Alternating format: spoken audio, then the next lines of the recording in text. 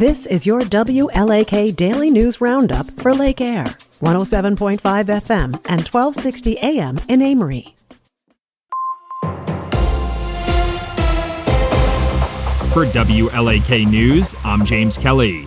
Super One Foods officials say residents from across the Northland helped contribute towards a record-breaking fundraiser for the American Heart Association in September. According to organization officials, shoppers rounded up their totals or outright donated over $93,000 throughout the month, breaking the previous record set last year by around $3,000. American Heart Association officials say the funding raised will help support their efforts to teach people how to perform CPR, which costs about $50 per person.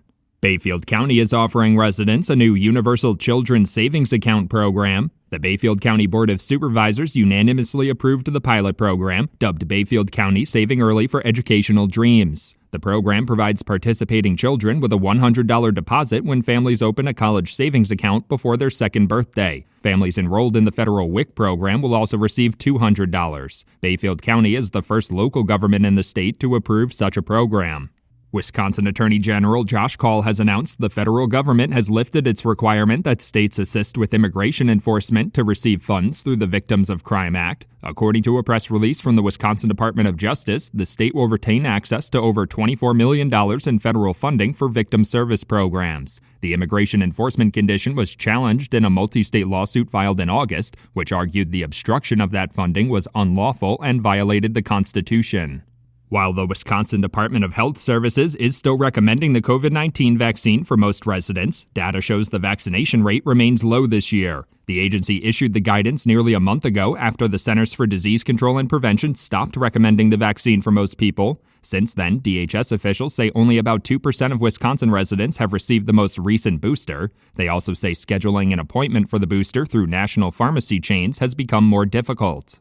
The Wisconsin Department of Natural Resources is seeking public input on its North Central Forest Draft Regional Master Plan and environmental analysis. According to a press release, the North Central Forest ecological landscape covers around 95,000 square miles, including portions of Sawyer, Rusk, Douglas, Washburn, and Barron counties. The master plan is meant to guide resource management and recreation opportunities in the region. Public comments on the draft plan will be accepted until December 7th. City of Superior Mayor Jim Payne officially unveiled his 2026 budget proposal on Tuesday. Mayor Payne's budget proposal includes hiring more law enforcement staff and mental health workers, as well as constructing a new fire hall on the north side of the city. While spending on those services will increase, Mayor Payne also assured residents that the city's property tax levy will actually see about a 1.5% decrease. He credited strong fiscal management for that decrease, noting the city's debt has dropped significantly over recent years. Governor Tony Evers and the Wisconsin Department of Veterans Affairs have announced nearly $2 million in grant funding for 2 veteran memorial cemeteries. The grant funding comes from the U.S. Department of Veterans Affairs Veteran Cemetery Grants Program, which is meant to help upgrade facilities, expand capacity, and improve accessibility at veteran cemeteries. The Central Wisconsin Veterans Memorial Cemetery in King and the Southern Wisconsin Veterans Memorial Cemetery in Union Grove will each receive a portion of the grant funding. Barron County residents are being invited to the second annual Patriot Palooza in Rice Lake next week to support area veterans. The event will take place on Saturday, October 18th from 11 a.m. to 5 p.m. at the Moose Lodge in Rice Lake. Point of Renewal Integrated Health and Lake Roots Company will host the community fundraiser, which will feature a raffle, a silent auction, and a bake sale. All of the proceeds raised at the event will go towards supporting area veterans, and any veterans that attend the event will also get to eat for free. Democratic state lawmakers have introduced new legislation seeking to make it easier for families struggling with infertility to afford medical care. The Building Families Act, introduced on Tuesday, would require insurance companies to provide coverage for infertility treatments and fertility preservation services. Those medical services could cost families thousands of dollars currently, making things like IVF treatment financially out of reach for many residents. Assembly Speaker Robin Vos expressed support for IVF, but said he had not seen the bill yet. The Republican-controlled Wisconsin State Assembly passed a number of bills aimed at expanding affordable housing on Tuesday. The package of legislation includes proposals like allowing for more construction of accessory dwelling units, allowing some building projects to move forward without needing to comply with new commercial building codes, and creating a starter home loan program. Some of the measures did receive bipartisan support, but Democratic state lawmakers say the package doesn't go far enough to expand affordable housing. For WLAK News, I'm James Kelly.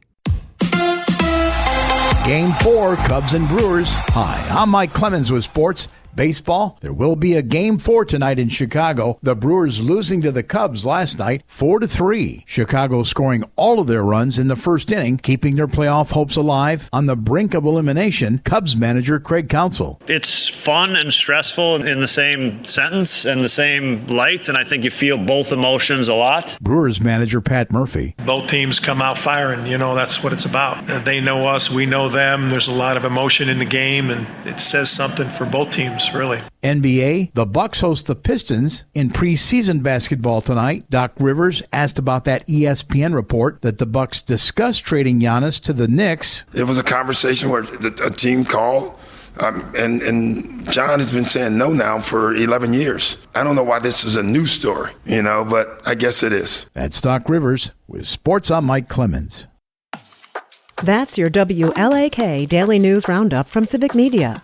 Subscribe to this podcast on Spotify, Apple, or wherever you find your podcasts. Find more news at lakeair.radio.